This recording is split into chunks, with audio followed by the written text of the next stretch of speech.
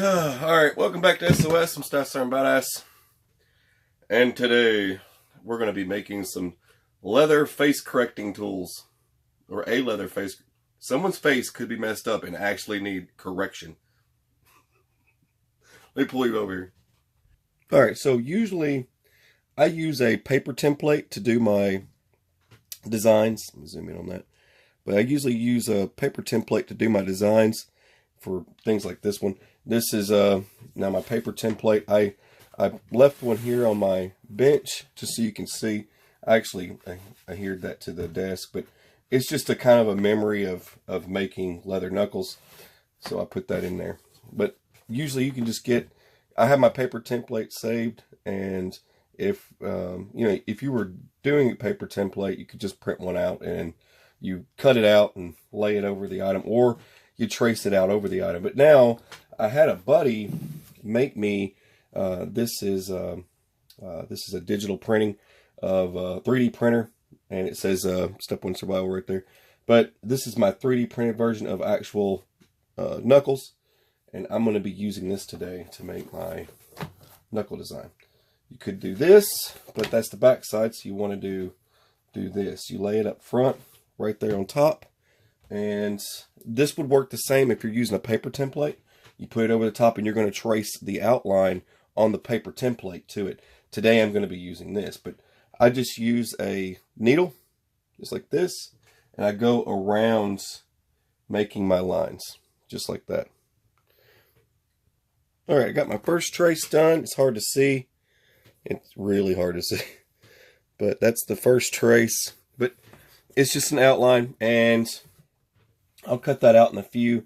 This is, I think this one is 9-ounce leather. So I'm actually using 9-ounce leather for this. I will probably be using 3 pieces of leather. Not, you don't want to do like 2 pieces of leather. It's not going to match up. Like marrying these two together, you can see that you're going to need another piece of leather there. Or it might actually look good with the 2. So there's my first trace. I got to trace another one. You might be able to see the second one better. Not sure. Alright, now I just need to cut them out. I like to get these wet before I start cutting on them. It makes it a little bit easier to cut through them. And, you've got to see where you're going and everything. But I use a razor. I just use a razor, and I use my pliers because it makes life easier on me. But I just kind of work into the leather. You just keep going all the way around. You want to get really close so you can see what you're cutting. And if you have to, you can trace around it again so you see where you're going. But you're just going to cut the whole thing out with a razor blade. And just go all the way around the holes and cut out your little circles. Someone's going to ask. So this is my centerpiece for it. I figured I'd go ahead and get the centerpiece done. You just jab it in there. Probably zoom in, you can see that. See what I'm doing? You just go around, just keep spinning it. Once you line all these up, when you stack these cutouts, you might have to sand the inside where your finger goes, because it might not fit at first. So you got a lot you got to do. You got stitching and gluing and stitching and all that stuff. So it's time consuming. You just gotta take your time. You make a mistake, you jerk it too far to the left or whatever, or you'll end up with a cutout, and you gotta start over.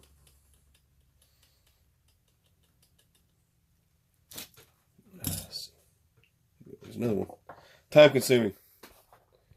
I usually give them one more rinse after I get them cut out, and that's just so I can get my fingers in there. I gotta stretch. You just want to kind of get them where they need to be with both. That way they're still the same.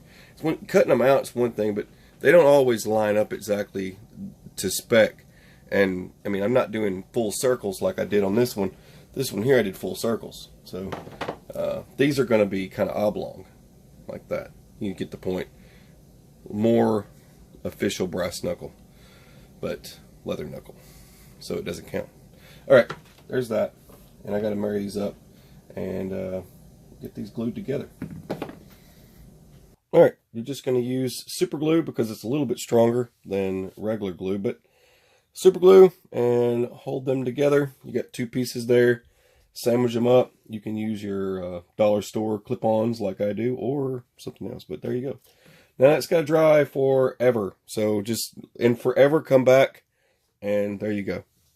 So after it dries and you've removed your stuff here, you're going to go around it with the razor inside these grooves here, just one last little time before you start stitching everything up. It's already glued together, but you're going to start stitching it up soon. So you want to go around all the finger grooves and just make them nice and smooth. Make sure they fit your fingers and everything looks correct before you start stitching it together. So that's the last chance you get to correct anything right there. Alright, that's all I'm doing. I'm just kind of going around it and cleaning it up. You could use a hole punch if you desired, but I use this. It's my drill press.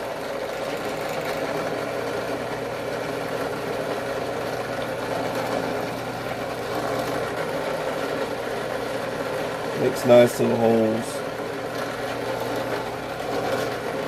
Alright, I gotta go all the way around this thing.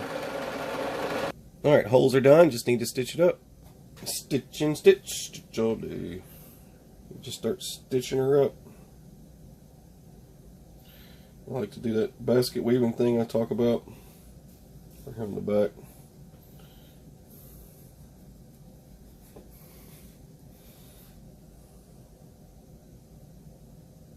I do it all by hand.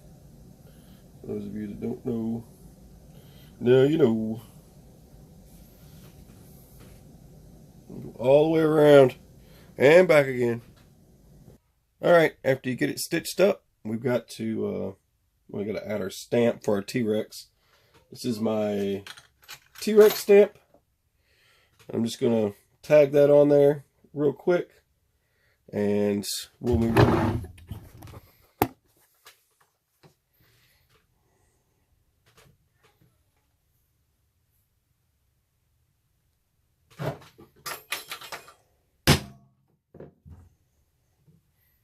Sweet. There's my stamp. Alright, we're just going to add our dye real quick using Settle Tan.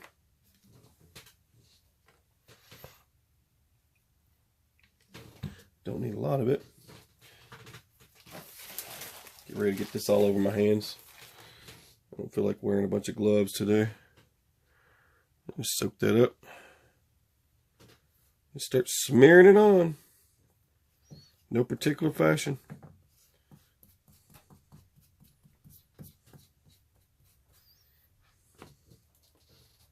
Now I'm just going to add my sheen. Let me just pour this on. I don't have much left in this container anyway.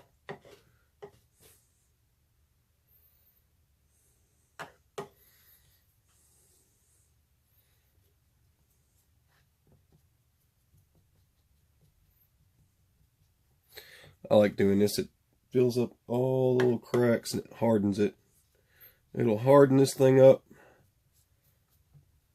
like some iron wood. It's like iron wood but leather.